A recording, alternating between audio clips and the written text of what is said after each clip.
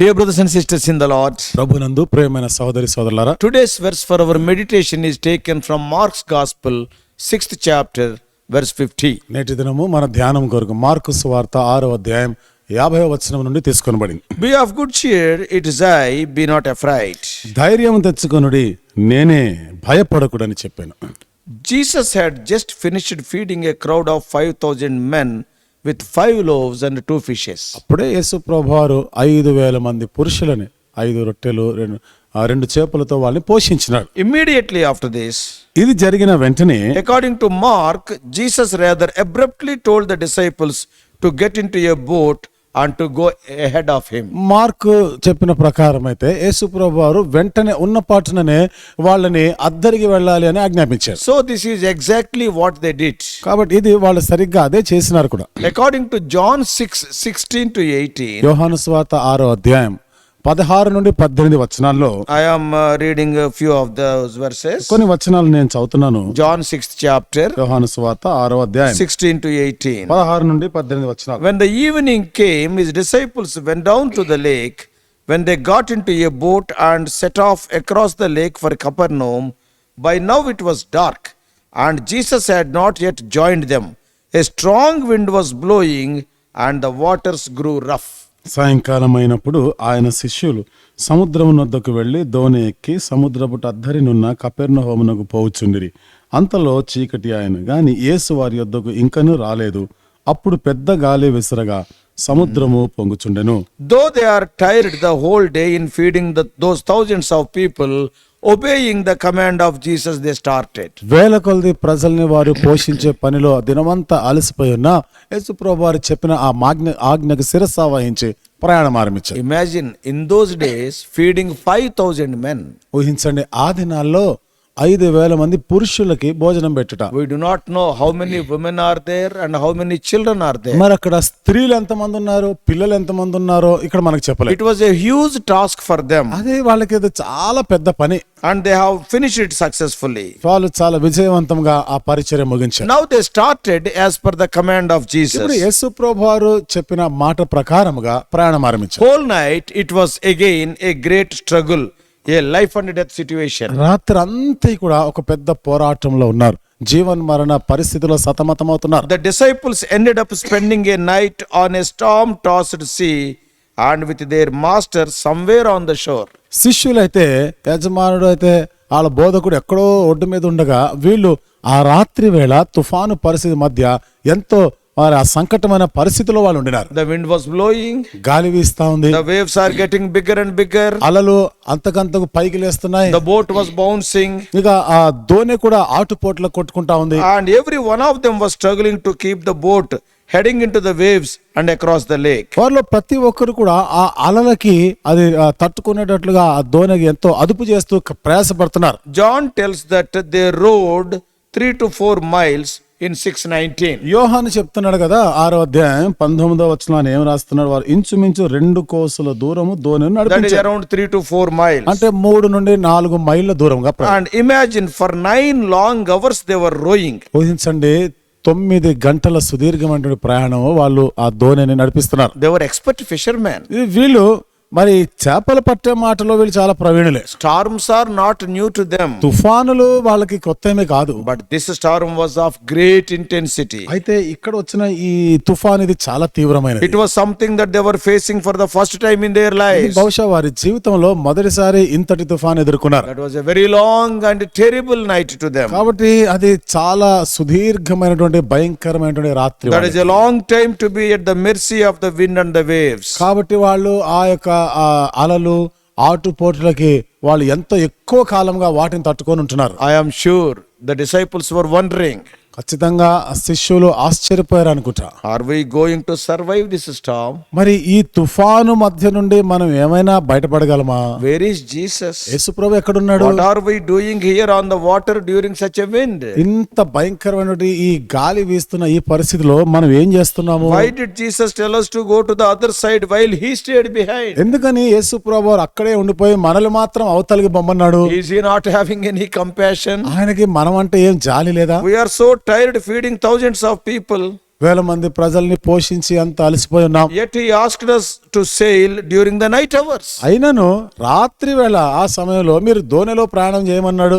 Question after question, endless questions filled their minds. ప్రశ్నల తర్వాత ప్రశ్నలు, ఎన్నో ప్రశ్నలు వారి మనసులో వచ్చినాయి. Dear brothers and sisters, ప్రేమైన సోదరి సోదరులారా, almost all of us had these experiences in our Christian lives. ఇంచుమించుగా మనలో ప్రతి ఒక్కరికి కూడా క్రైస్తవ జీవితంలో ఈ ప్రశ్నలు వస్తుంటాయి. They may not be of that much intensity, but difficulties of various degrees. అంత తీవ్రమైన కాకపోవచ్చు కానీ వేరు స్థాయిల్లో ఈ కష్టాలు ఎదుర్కొంటాం. Yeah, they include serious health problems ఇందులో చాలా తీవ్రమైనటువంటి ఆరోగ్య సమస్యలు ఉంటాయి. and financial constraints or family problems, ఆర్థిక పరమైన ఇబ్బందులు, కుటుంబంలో సమస్యలు, misunderstandings with other people, ఇతరులతో అపార్థములు, fights among family members, కుటుంబ సభ్యులతో కొట్లాటలు, జగడాలు, sometimes divorces, కొన్నిసార్లు విడాకులు, sometimes stubborn and wayward children, కొన్నిసార్లు పిల్లలు ఎంతో మొండి వైఖరి, వాళ్ళు దారి తప్పిన వారు ఉంటారు. sometimes the addiction to evil habits such as drugs, కొన్నిసార్లు దురలవాట్లకు బానిసలైపోవడం, మత్తు పదార్థాలకి, మాదక ద్రవ్యాలకి బానిసలవుతారు. sometimes bereavements in our families, etc. పర్యాయాలు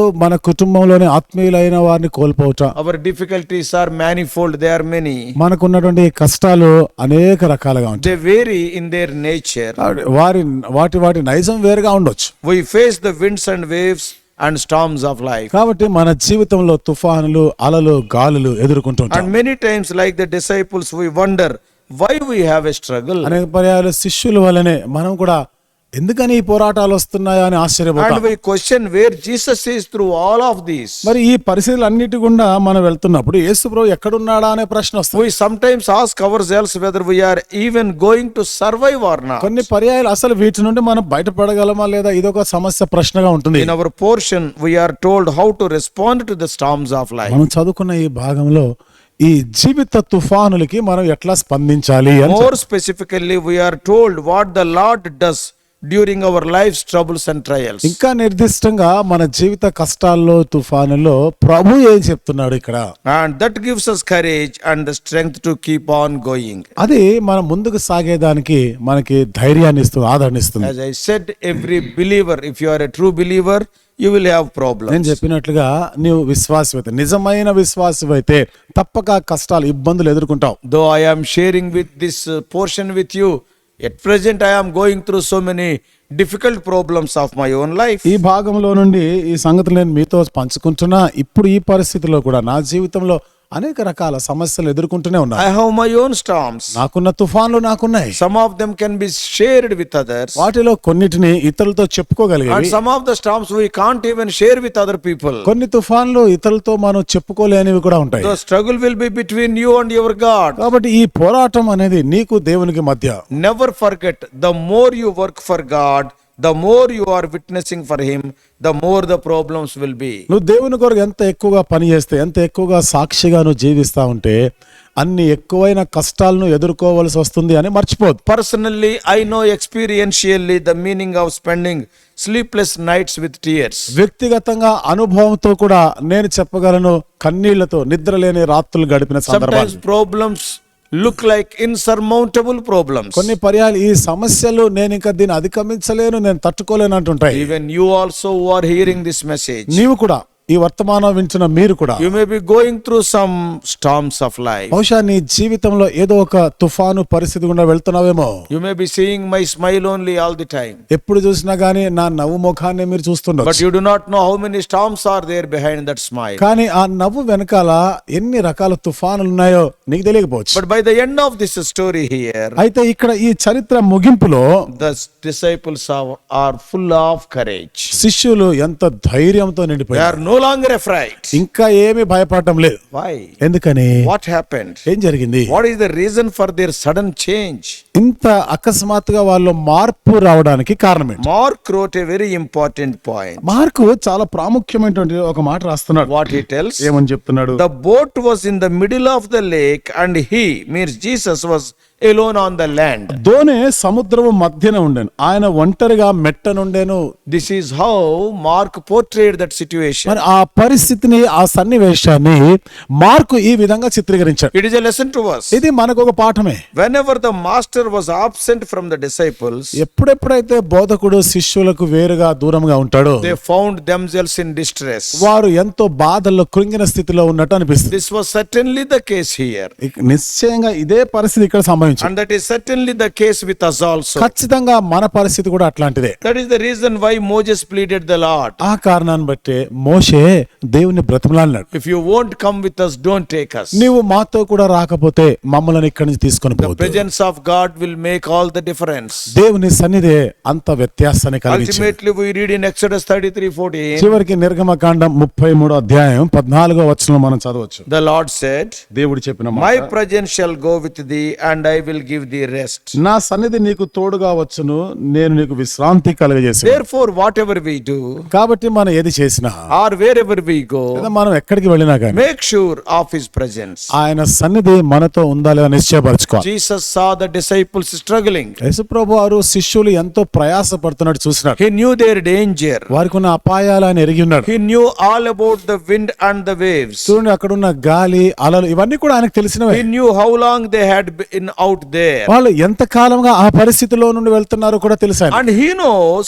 everything each of us faces too. మరి మనలో ప్రతి ఒక్కరం కూడా ఏ పరిస్థితి ఎదుర్కొంటున్నామో అన్ని తెలుసు He ఆయనకి. knows your concerns, your trials, your heartaches, your tears, your pains and your sorrows. నీకున్న చింత, నీకున్నటువంటి హృదయం బద్దలైపోయే పరిస్థితులు, నీ బాధలు, నీ కన్నీళ్లు, నీ దుఃఖం అన్ని ఎరిగి ఉన్నాడు. So he went out to them walking on the lake. కాబట్టి అక్కడ నుండి ఆయన నడుచుకుంటూ వాళ్ళ దగ్గరికి పోయినాడు. Walking on the lake. ఆ సముద్రం లేదా ఆ నీళ్ల మీద నడుచుకుంటూ వాళ్ళ దగ్గర He పోయినాడు. revealed himself as he really was.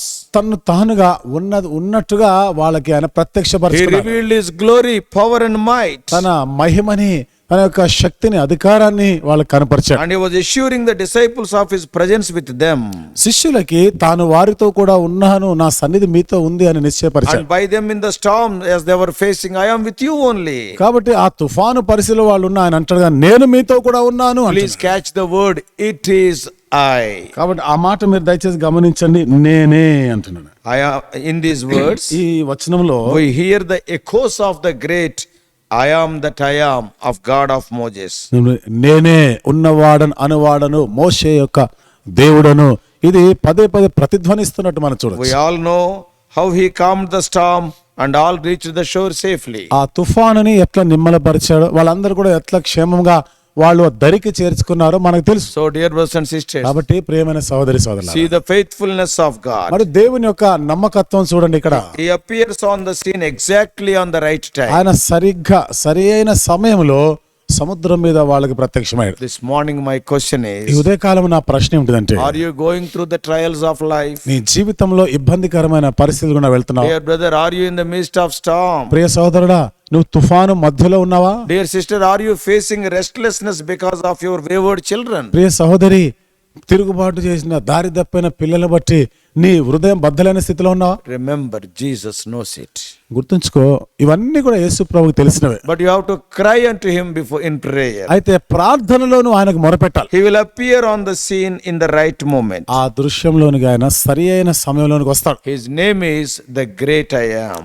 ఆయన పేరే నేనే అనేటువంటి ఆ గొప్ప నామం అది. This morning may God help you to glean some valuable thoughts from this incident and apply to your own life. ఈ ఉదయకాలం ఈ సంఘటన నుండి కొన్ని విలువైనటువంటి పరిగణ ఏరుకుంటూ మన జీవితానికి దాన్ని అన్వయించుకునేలాగా దేవుడు సహాయం If చేయాలి. you fear God, you really need fear nothing else. నీవు గాని దేవునికి భయపడితే, దేవుని భయమే గాని నీకుంటే, ఇక నువ్వు దేనికి భయపడే అవసరం The లేదు. only known antidote to fear is faith. కాబట్టి ఇక్కడ భయానికి ఒకే మందు విరుగుడు ఏముంటదంటే విశ్వాసం ఉండాలి. May God bless you. దేవుడు నిన్ను దీవించును గాక. Shall we pray? ప్రార్థన చేసుకుందాం. Loving Heavenly Father, ప్రేమగల మా పరలోకపు తండ్రి, how gracious God. కృపగల మా దేవా, Lord, we thank you for the experiences of the disciples. శిష్యుల అనుభవాలను బట్టి మీకు వందనాలు చెల్లిస్తున్నాం. Yeah, they fed so many thousands of people and they are tired. వేల మంది ప్రజలకి భోజనం పెట్టినారు, అలసిపోయినారు. But obeying your word, they started their sailing. అయితే నీ మాటకు శిరస వహించి వారు ప్రభా సముద్రంలో ప్రయాణం ఆరంభించారు. Sometimes, though we obey thy word, O Lord, we have to face storms in our lives. కొన్నిసార్లు నీ మాటకి లోబడినా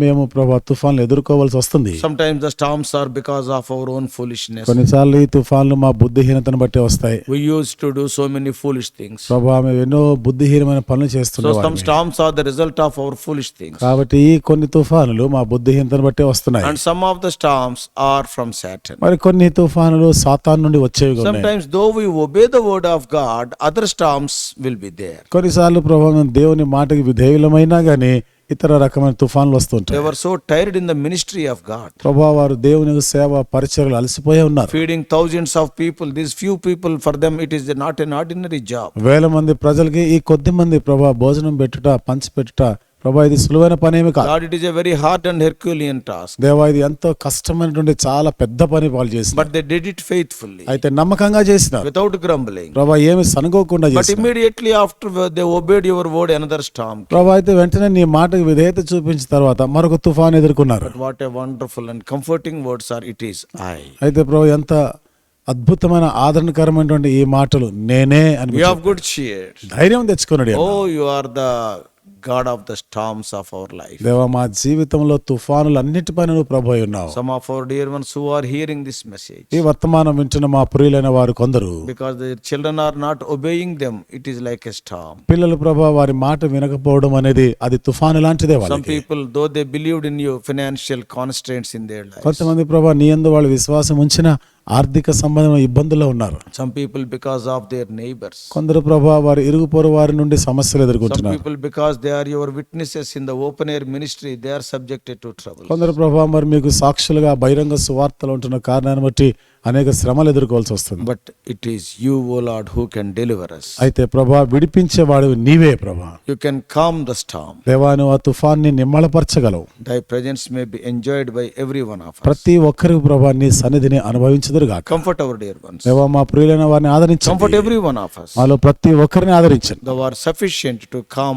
all our storms. ప్రభా మా తుఫాన్లు అన్ని కూడా నిమ్మలపరచడానికి నీవు చాలు ప్రభా. Help us to have this understanding. ప్రభా ఈ గ్రహింపు కలిగి ఉండటకు సహాయం చేయి. Enable us to go forward even in the storm. ప్రభా ఈ తుఫానులో కూడా ముందుకు సాగేదానికి సహాయం చేయి. We do pray in the storm calming name of our Lord and Savior Jesus Christ. మా ప్రభువును మా రక్షకుడైన యేసుక్రీస్తు వారి యొక్క తుఫాను నిమ్మలపరిచే నామములో ప్రార్థించి వేడుకుంటున్నాము తండ్రి.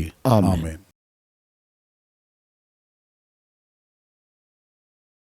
God bless you all. Please subscribe for more spiritual messages to the YouTube channel John Victor Telugu Messages.